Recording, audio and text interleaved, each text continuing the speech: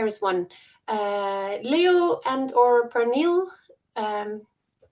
you could ask your question. Thank you.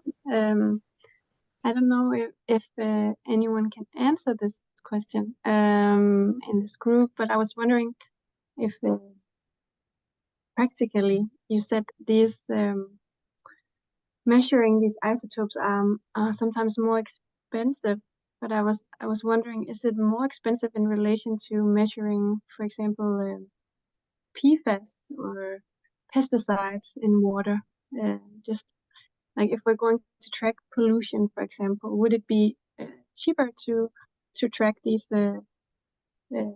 this isotope ratio, or would it be cheaper to track the actual contaminants?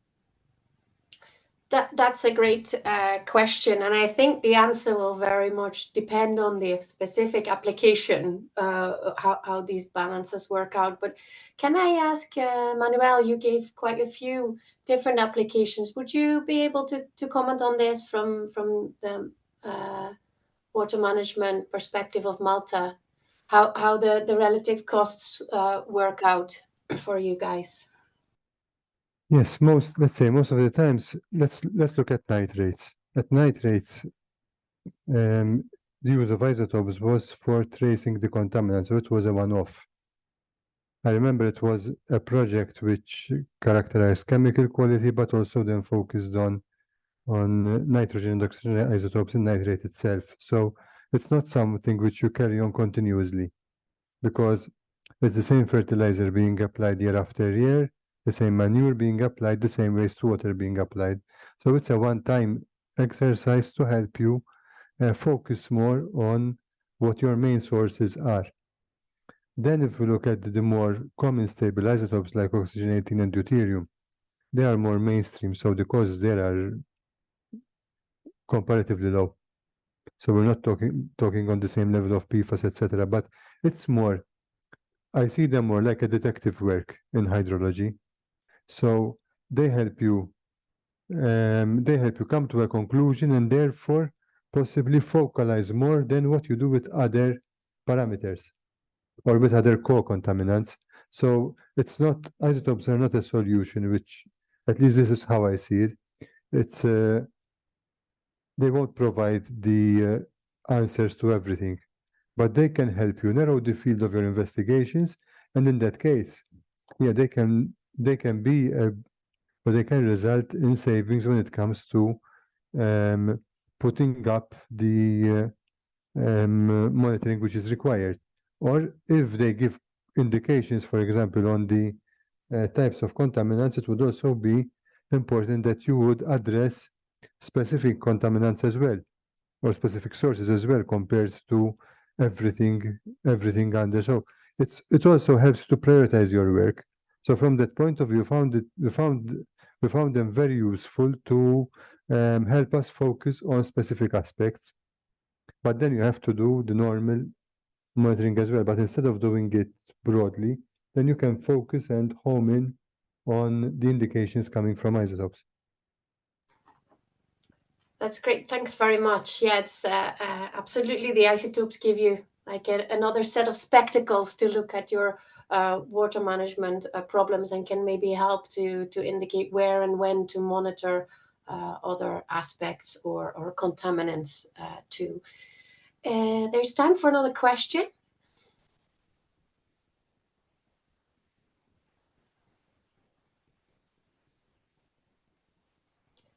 Manuel, sorry to put you on the spot again, but if I just try to link the practical aspects with the knowledge that you gain from it, do you do the sampling yourself? Do you send the samples to another lab, or is this something that your water board does in-house? Just to understand the practicalities around that.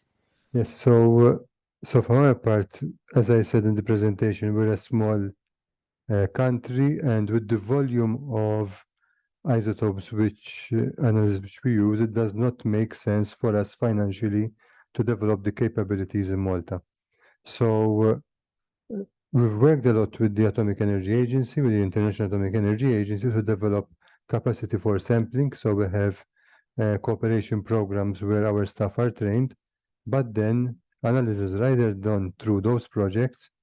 In that case, they would be part of the IAEA project, or else then, if we're doing isotopes separately, we issue public calls and contract a laboratory abroad. That said, because lately we've been increasing our need for analysis for oxygen-18 and deuterium, on those two specific isotopes, we are considering actively the possibility of having in-house capacities for analysis. But those, I would say, those are the two main straightforward natural isotopes. They're the first step which you make, and also the equipment which has been developed. So the technology which has been developed for their analysis is quite straightforward, quite simple, and therefore makes it quite easy to start with.